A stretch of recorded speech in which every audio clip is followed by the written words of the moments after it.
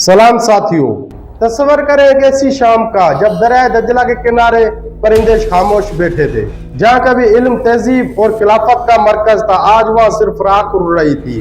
Baghdad, जिसे दुनिया capital of Islam कहती थी, अब वो शोलों में लिपटा हुआ था। इस तबाही के पीछे सिर्फ एक ही नाम था, हलाकू खान।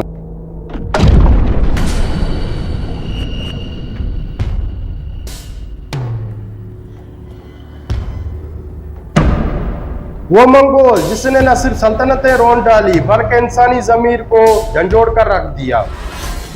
लेकिन सवाल ये, आखिर हलाकू खान कौन था? क्या वो सिर्फ एक दरिंदा सिफात जंगजू था या एक ऐसा सिपाह सलार जिसने मंगोल सल्तनत की हदूद को दूर दूर तक फैला दिया? आज की इस वीडियो में हलाकू खान की जिंदगी, उसकी फतवात, बगदाद की तबाही और इस्लामी दुनिया पर इसके असरात की मुकम्मल दास्तान जानेंगे। आइए वक्त के दायरे में पीछे चलते हैं, उस दुनिया में जहाँ मंगोल घोड़ों की तापों से जमीन कांपती थी।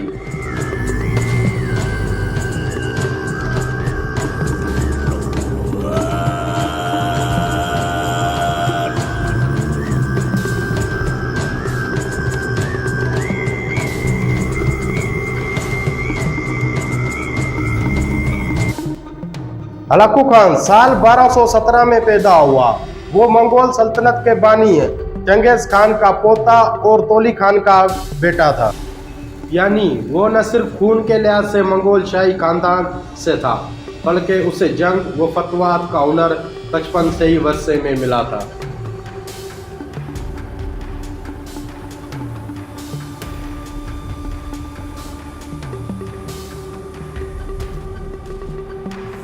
चंगेज खान की वफात के बाद मंगोल सल्तनत को मुख्तलिफ इलाकों में तकसीम किया गया। चंगेज खान के 4 बेटे थे, वो हर एक को मुख्तलिफ इलाका दिया गया। तोली खान को सल्तनत का मरकजी हिस्सा मिला और यहीं से हलाकू खान की कहानी का आगाज होता है। साल 1251 में मनकू खान तख्त पर बैठा। उसने दुनिया के 3 बड़ी तरफ अटैक करने का प्लान किया। यूरोप पर हमला, जैसे इसके भाई बातू खान ने किया। चीन पर मुकम्मल फतह, जिसे कबलाई खान ने किया। और तीसरा सबसे अहम, इस्लामी दुनिया खसूसन खिलाफत अब्बासिया की तबाही।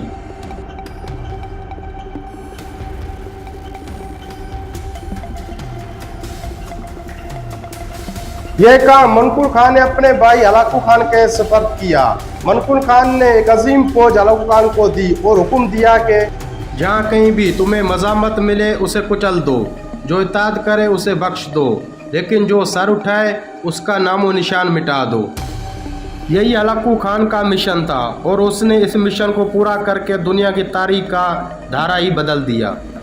जब हलाकू खान ने मनकू खान से हुक्म हासिल किया कि इस्लामी दुनिया को झुका दिया जाए, तो उसके कदमों में 1 लाख से ज़ायद खूनख्वार मंगोल फौज थी। ये वो फौज थी जिन्होंने रूस, चीन और वस्ती एशिया को रोन डाला था। इनकी रफ्तार तेज आंधी की तरह और इनकी जंगी हिकमत अमली बेरहम थी। हलाकू खान ने सबसे पहले अपनी नजरें जमाई पहाड़ों में रहने वाले इस्माइली शिया फिरके पर, जिन्हें हशाशीन कहा जाता था। हलाकू खान 1253 में ईरान की जानिब मूव किया। सबसे पहले इसने तब्रिस्तान, कज़वीन और हमदान के इलाके फतह किए और फिर वो पहुंचा किला अलमोत, जो इस्माइलियों का सबसे मजबूत और मशहूर किला था। इस किले का सरबराह था रुकुनुद्दीन शाह। हलाकू ने पहले रुकुनुद्दीन को सुलह की दावत दी, लेकिन ये एक चाल थी।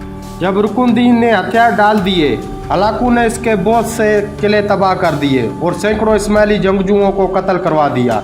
यूं 1256 में हलाकू खान ने इस्माइली खतरे को हमेशा के लिए ख़त्म कर दिया। अब हलाकू खान की नजरें जाती हैं कलब इस्लाम बगदाद पर। उस वक्त बगदाद पर अब्बासी खानदान की हुकूमत थी, मगर वो कमज़ोर हो चुकी थी। अब हलाकू खान ने बगदाद की तरफ रुख कर दिया। इसके साथ एक अजीम फौज थी, जिसमें मंगोल, ईसाई, चीनी और यहाँ तक के कुछ मुसलमान सिपाही भी शामिल थे। जनवरी 1258 में हलाकू ने बगदाद का मुहासरा किया। मंगोलों ने शहर के चारों तरफ खुंदकें खोद ली। कश्तियां लाकर दजला का रास्ता बंद कर दिया गया। शहर के अंदर खौफ और हरास फैल गया। 10 फरवरी 1258 को हलाकू खान की फौजें बगदाद के दरवाजों से शहर के अंदर दाखिल हुई। फिर तारीख का एक भयानक बाब शुरू हुआ। और फिर 10 फरवरी से 20 फरवरी तक सिर्फ 10 दिनों में बगदाद की गलियां, बाजार, मसाजिद, मदारिस और कुतुब खाने खून से भर गए। मंगोल सिपाहियों को हुक्म था, जो तुम्हारे सामने आए उसे कत्ल कर दो। कोई जवान हो या बूढ़ा, आलिम हो या ताजिर, औरत हो या बच्चा, सबको खत्म कर दो। लोग घरों में छुपे, मसाजिद में पनाह ली, पर किसी को भी बख्शा नहीं गया और दरियाए दजला का पानी सुर्ख हो गया। कुतुब खाने जिसमें मशहूर किताबें थी, मगर मंगोल सिपाहियों ने उन्हें उठा के दरियाए दजला में फेंक दिया। स्याही की मिकदार इतनी थी कि दरियाए दजला कई दिनों तक काला बहता रहा। सब कुछ दिनों में राख हो गया। कुतुब खाने जलाए गए, उलमा कत्ल किए गए, मदारिस को ख़त्म कर दिया गया। हलाकू खान ने बगदाद पर कब्जे के बाद शहर के कुछ इलाकों को खाली करा लिया और कुछ तिबी माहिरीन और इंजीनियर को जिंदा रखा ताकि वो मंगोल रियासत के काम आए। इस वजह से हलाकू खान ने सिर्फ ईसाइयों के गिरजा घरों को बचाया, बाकी सब मज़ाहिब के इबादत गाहें तबाह कर दी। बगदाद की तबाही के बाद मुसलमान दुनिया सदमे में थी। कई लोग तो समझ ही न सके कि अल्लाह ने इतनी बड़ी खिलाफत को कैसे खत्म होने दिया। बगदाद को तबाह करने के बाद हलाकू खान एक फातिहा की हैसियत से मशरिक वस्ता का सबसे ताकतवर हुक्मरान बन चुका था। इसने ईरान और इराक पर एर खानी सल्तनत कायम की और जल्द ही इसकी निगाहें शाम, मिस्र ममालिक और इस्लामी दुनिया के बाकी हिस्सों की तरफ उठने लगी। साल 1259 में मंगोल फौज ने शाम पर हमला कर दिया। शाम में उस वक्त अयूबी सल्तनत की हुकूमत थी। दमिश्क के कुछ इलाके बगैर मजम्मत के मंगोल फौज के हवाले कर दिए गए। अब हलाकू खान का अगला हदफ था मिस्र, जहां ममलूक सल्तनत एक उभरती हुई ताकत बन चुकी थी। साल 1260 में हलाकू खान की फौजें फलस्तीन के इलाके में दाखिल हुईं, लेकिन उस वक्त उसे खबर मिली कि उसके भाई मनकू खान मंगोल सल्तनत का खाने आजम वफात पा चुका है।